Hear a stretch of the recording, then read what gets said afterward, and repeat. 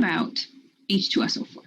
It's the only one I said that you can't ignore the second ionization because it does make a difference. It's actually not that much harder of an ice table. It makes your math a little bit harder, but when you do the first ionization, this is what you've got, right? And so, hold on, I'm going to say, I just want to see here what I used. So I used 0.01. So when you do your first ionization, this is going to be 0.01 molar, which makes this 0.01 molar, and this 0.01 molar, right?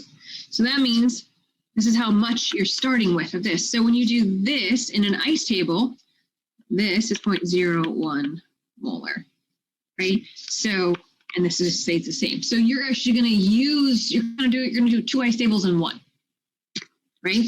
Because the first ionization is complete, you can use this in the second one because this, remember, 100% ionizes. So it goes, you can start using your second equation. So what does that mean for our math? What does that mean for our ice table? So remember, I used 0.01 molar. So that means that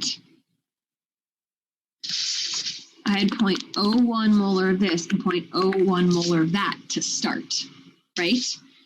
I don't know the concentration of this. I do know the concentration of this. I have the initial concentration of this H3O plus. It's 0.01. I have the initial concentration of this, it is 0.01. I do not know this equilibrium, and I do not know that equilibrium, right? I'm assuming my H is small, my X is small is going to work.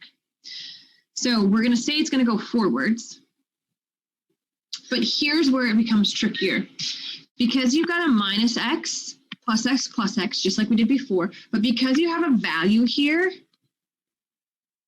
you actually can't do X is small.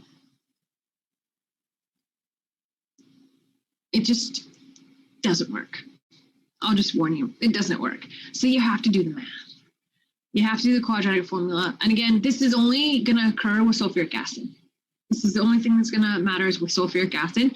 So I'm going to show you this math. You got to make it into a quadratic formula. And again, right, negative b minus b squared minus 4ac over 2a or something like that. And again, we're going to take the positive value, can't have a negative value. So this is our x. So again, can't use your x as small on this one.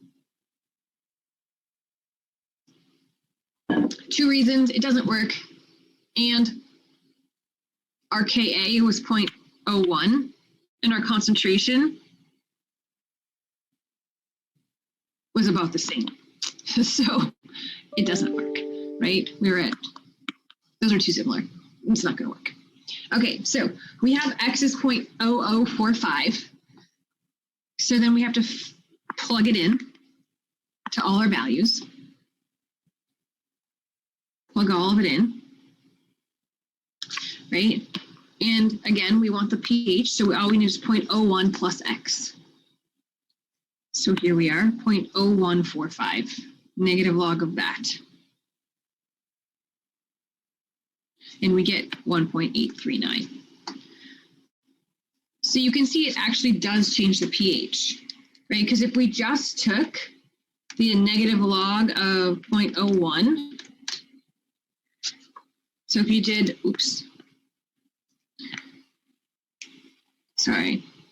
if you just did the negative log of 0.01, you would get 2. Obviously it's 2, yeah. So you can see that second ionization does have an effect on its pH.